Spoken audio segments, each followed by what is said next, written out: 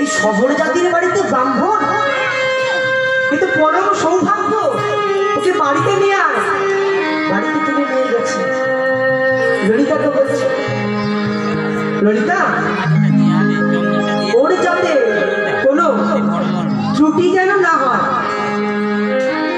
তুই দেখিস ওর ত্রুটি যেন না হয় কিছুতে।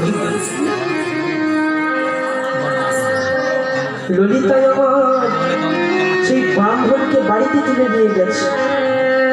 প্রতিদিন রাত্রিবেলা শয়ন করাবার পর ললিতা পদসেবা করে দেয়। দিনের পর দিন কাটতে লাগলো। এমনই একদিন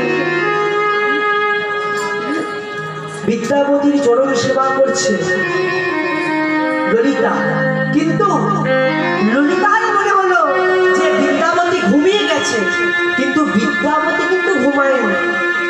বাইরে থেকে বিশ্বা বসু চালাতে শুরু করেছে, এই ললিতা,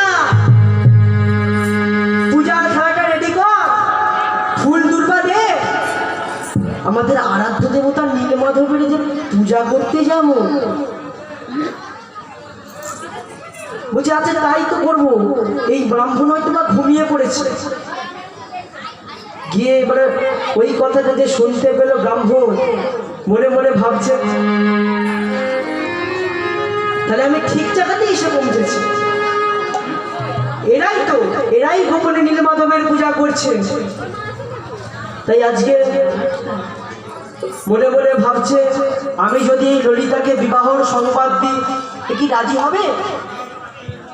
যখন বিশ্বা বসু চলে গেলেন, ললিতাকে কাছে রেখেছে, ললিতা এখানে আসো। ললিতা এসে দাঁড়িয়েছে সামনে। কি হচ্ছে বলো? বলছি এতদিন তো তোমার সাথে সেবা নিলাম, আমার তোমায় খুব পছন্দ হয়ে গেছে, এই তোমায় আমি বিবাহ করতে চাই। কি তুমি ব্রাহ্মণ আর আমি শবর, এটা কোনোদিন হয়? তেলে জলে মেশে না, আর ব্রাহ্মণ শবরে মেশে না, এটা তুমি জানো না? তো কি হয়েছে? ব্রাহ্মণ আমি, তুমি শবর, তো কি হয়েছে? পছন্দ তো আমার তোমার। তখনও পর্যন্ত ললিতা বুঝতে পারেনি আসল জায়গাটা। বিশ্বা বসু যখন পুজো করে ফিরে এলো, বিশ্বা বসুর কাছে বলছে,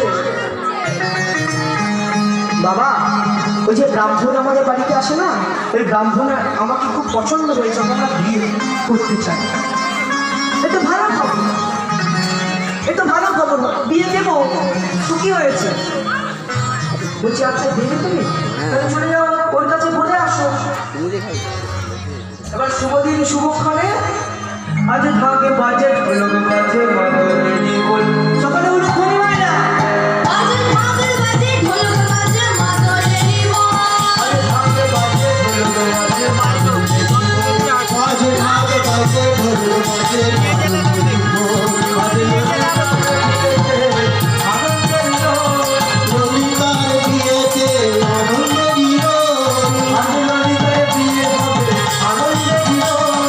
আজ ললিতার